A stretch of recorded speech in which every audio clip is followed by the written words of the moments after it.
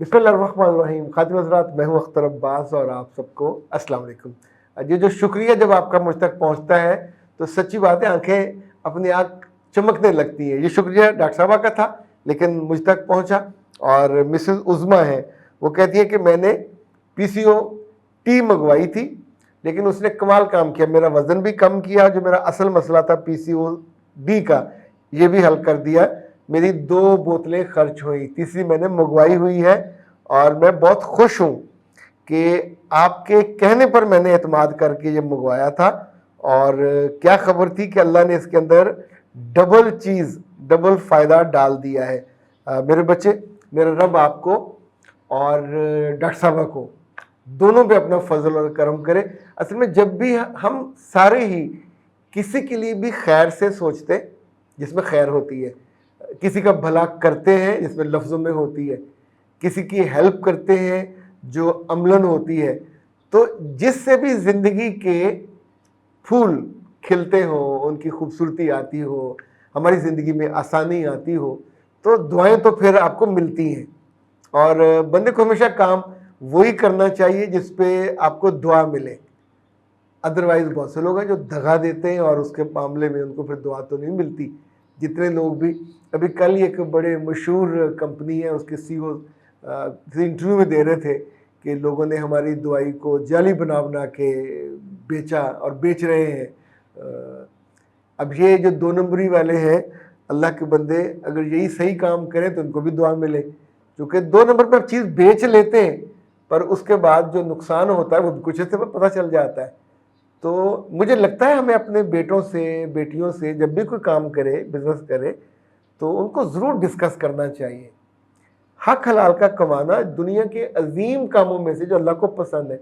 आप सोचिए, हमारे ही मुल्क में आप जब पिज़्ज़ा खा रहे होते हो, या ये जो होता है रोल वाला, क्या से कहते हैं, शवारमा, तो दिल अंदर से, मैंने तो खाना ही बंद कर दिया हुआ, दिल अंदर से दहलता है, डरता है कि पता नहीं किस बदबख्त ने उसके अंदर मुर्दा मुर्गी डाली हुई हो, क्योंकि आपने तो ज़िबा होते नहीं देखी।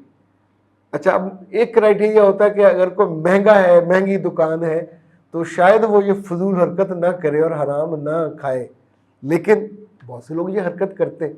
इसलिए ये शुक्रिया तब आता है जब लोगों को हैरत होती है कि ये तो वाकई फ़ायदा हो गया, वरना 2 नंबरी का बहुत ज़्यादा गालिब इम्कान होता है। और ये जगह जगह इस तरह की 2 नंबरियाँ, और ख़ास तौर पे जो ऑन नेट पे तो इतनी सारी आपको भुगतनी पड़ती हैं कि उनका शुमार मुमकिन नहीं होता। ओके ना, ये था उनका जो है कायनात हर्बल का पीसीओ टी, और ये आप उनसे मंगवा सकते हैं जिनको ज़रूरत हो। जिनको मोटापे का मसला हो उनके लिए ओबेसिटी है, यानी इट्स अ हेल्दी लाइफस्टाइल, मोटापे से यकीनी निजात के लिए ओबेसिटी है, 100% प्योर एंड ये मोटे लड़के और लड़कियों के लिए। पीसीओ टी ये हर उम्र की लड़कियों के हार्मोनल बैलेंस के लिए, और for both PCOS and PCOD, और है ये टी ये नाज हर्ब्स का है। और इसको मंगवाने का जो तरीका है 0341657826, प्रीमियर क्वालिटी की ये है, और बिस्मिल्लाह शौक से मंगवाइए। अच्छा जनाब, आज का जो मसला है वो बड़ा मज़े का है। मर्दों के साथ तो हमने सुना ही था, लड़कियों के साथ आप बाहर पढ़ रहे हो, एमबीबीएस कर रहे हो, पीएचडी कर रहे हो, कोई आला डिग्री जो है एलएलएम कर रहे हो, तो माँ बाप को बड़ी फिक्र होती है। फिक्र इस बात की होती है कि लड़की की उम्र निकल रही है, और ज़ाहिर 30 तक बंदा पहुंच जाता है बाहर जब पढ़ते पढ़ते। या तो अव्वल सबसे अच्छा होता है कि वहीं आप कोई अच्छा रिश्ता देखें, माँ बाप से अप्रूवल लें और शादी कर लीजिए, ये सबसे अच्छा है। चूँकि आपके शोबे का होगा, आपका कदरदान होगा, आप उसके कदरदान होंगे, और आप एक अच्छी ज़िंदगी वहीं आपने बाद में रहना है। It's the most easiest way to select your life partner. अच्छा, अब आप कहते हैं माँ बाप पे कि आप इंतखाब कर लें। आप अमेरिका में हैं, आप यूरोप में हैं, आप बरतानिया में हैं, वहां पढ़ रहे हो, वहां का लाइफस्टाइल, वहां की जुबान, तो अब आपके लिए जो लड़का ढूंढा जाता है वो आपसे आमतौर पे उम्र में छोटा होगा, पढ़ाई में तो बहुत ही छोटा होगा, खानदान में कहाँ आपको अपने पीएचडी और एमबीबीएस मिलेगा। अच्छा, इन सारी चीजों के साथ वो डिप्रेशन में होगा कि इतनी पढ़ी लिखी लड़की से मेरी शादी हो रही है। ही wouldn't be a normal person. मुंह से वो वैसा नहीं कहेगा, लेकिन अंदर से एक साइकोलॉजिकल इम्पैक्ट है जो होता है, हर सूरत में होता है। ये बोलचाल में भी होगा, ये इजहार मोहब्बत में भी होगा, ये इवन मियाँ बीवी के रिश्ते की परफॉर्मेंस के दौरान भी होगा। और उस डिप्रेशन के नतीजे में अगर कोई बड़ा नुकसान हुआ तो उस बच्ची को फिर लंबा अरसा भुगतना होता है। मेरे पास जब ऐसे केसेस हैं कि खातून का ये कहना होता है कि मैं चूँकि ज़्यादा पढ़ी लिखी हूँ, ज़्यादा ग्रूम्ड हूँ, तो जो मुझे मियाँ मिला है वो बिल्कुल अनघड़त है, अनग्रूम्ड है, इजहार मोहब्बत भी ठीक से नहीं कर पाता, मेरे लेवल का भी नहीं है, मैच भी नहीं करता, पर माँ बाप ने कर दिया, मैं क्या करूं। तो अगर तो चीज़ें नॉर्मल है, फिजिकली नॉर्मल है, तो फिर तो ज़ाहिर रिश्ते को लेके आपको कर लेना चाहिए, निभा लेना चाहिए। लेकिन बाज़ केसेस में ये डिप्रेशन इतनी ज़्यादा होती है कि वो as a normal human being, एक नॉर्मल मर्द के तौर पे भी परफॉर्म न कर पा रहा हो, एबनॉर्मेलिटी हो आपको उसके रवैये में, उसके साथ ताल्लुक में, और आप महीने के लिए पाकिस्तान आए हो, 1.5 माह के लिए आए हो, और इस बीच में रिश्ता हुए, यानी शादी हुए, रुखसती हुए भी महीना हो गया हो, आप अमली तौर पे उस ताल्लुक में जा ही नहीं पाए उसकी कमज़ोरी की वजह से, जिसको वो कहता है मैं तो डिप्रेस हूँ तुम्हारी वजह से, या मैं तुम्हारे बारे में जो फील करता हूँ हमारा डिफरेंस है। ये डिफरेंस नफ्सियाती तौर पे हो सकता है, इसका ताल्लुक जिस्मानी तौर पे नहीं है।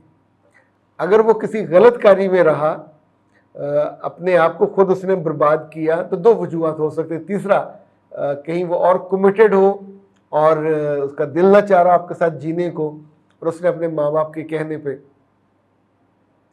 जो भी सूरत हुई हो, अब ज़िंदगी बर्बाद होने का जो बहुत वाज़े और खौफनाक एक थ्रेट है वो सामने खड़ी होती है।